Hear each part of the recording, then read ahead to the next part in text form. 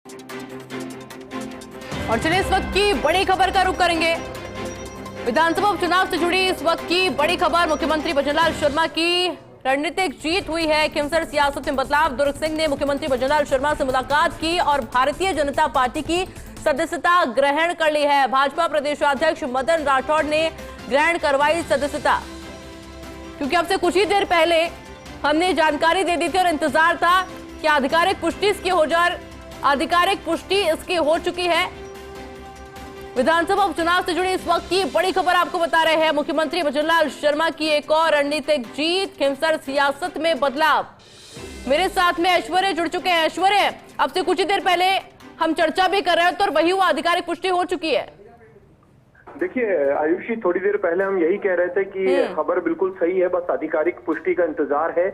हम फोटो का प्रतीक्षा कर रहे थे, फोटो की हमारी प्रतीक्षा है पूर्ण हुई है और टीवी स्क्रीन पर फोटो भी सभी दर्शकों के सामने है कि दुर्ग सिंह ने भारतीय जनता पार्टी की सदस्यता ग्रहण की है। और तकनीकी रूप से देखें तो प्रदेश अध्यक्ष स्वयं या फिर संगठन के जो महत्वपूर्ण जिम्मेदार जो लोग हैं वो सदस्यता ग्रहण करवाते हैं। और यहाँ पर सदस्यता ग्रहण करवाई है, उनमें श्रवण सिंह बगड़ी भी दिख रहे हैं और भारतीय जनता पार्टी के अन्य पदाधिकारी दिख रहे हैं। मुख्यमंत्री के साथ अच्छी मुलाकात हुई है और मुख्यमंत्री के साथ मुलाकात के बाद सदस्यता जो ग्रहण करवाई है वो मदन राठौड़ ने करवाई है। और अब दुर्ग सिंह की कुछ गिले शिकवे थे वो भी दूर हुए हैं। इससे पहले भी दुर्ग सिंह की नाराजगी थी क्योंकि भारतीय जनता पार्टी से भी ये टिकट मांग चुके हैं। तो वो सीट ऐसी है कि टेक्निकल मानी जाती है। वो सीट, वहां की जो लड़ाई है वो जातिगत तौर पर होती है।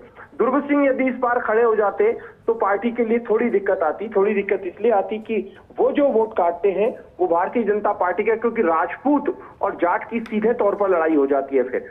तो यहाँ पर रेवंत राम डांगा के लिए फिलहाल खुशखबरी मानी जा सकती है और मुख्यमंत्री की एक और बड़ी रणनीतिक जीत है। जैसा मैं पहले कह रहा था आयुषी, कि चाहे सलूम्बर हो, चाहे रामगढ़ हो या फिर झुंझुनू हो और देवली उनियारा हो, इन सभी क्षेत्रों में इस तरीके का कार्य किया है। जैसे अब मैं देवली उनियारा के विक्रम सिंह गुर्जर का नाम ले रहा था। विक्रम सिंह टिकट मांग रहे थे पिछली बार, वो जब खड़े हुए तो ठीक ठाक से वोट वो लेकर चले गए थे। उनको पिछले दिनों विजय राहटकर ने कहा कि आप सब्र कीजिए, आप जब भारतीय जनता पार्टी में तो बीजेपी आपकी चिंता करेगी, वो मान गए।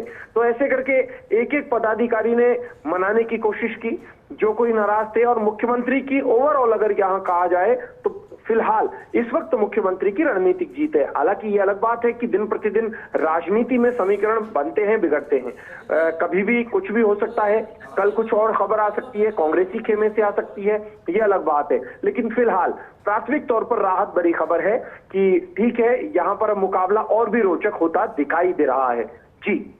और उपचुनाव के अंदर जिस तरह से लीड लेती हुई भारतीय जनता पार्टी फिलहाल नजर आ रही है, क्योंकि पहले सूची भी जारी कर दी गई, स्टार प्रचारक की सूची भी पहले जारी कर दी गई है और इस तरह के जो रणनीतिक यानी स्ट्रैटेजी बनाई जाती है भारतीय जनता पार्टी के द्वारा, वो अक्सर कामयाब होती भी नजर आती है। ऐश्वर्य, देखिए यहाँ आयुषी एक चीज और है, ये अगर आप देखेंगे तो यहाँ पर आयुषी ये होता है कि बीजेपी में आला कमान दिन प्रतिदिन अपडेट लेता है। तो बीजेपी में जब रोजाना अपडेट देते हैं पार्टी की वर्तमान स्थिति क्या है, उपचुनाव में क्या स्थिति है, दिल्ली में बीएल संतोष, जेपी नड्डा के स्तर पर एक पदाधिकारी नियुक्त होता है जो रोजाना की अपडेट लेता है। चाहे मुख्यमंत्री अपडेट दें या फिर मदन राठौड़ दें या राधा मोहन दास अग्रवाल दें या विजय राहटकर दें, कोई भी दें, लेकिन अपडेट उनके पास रोजाना आती है।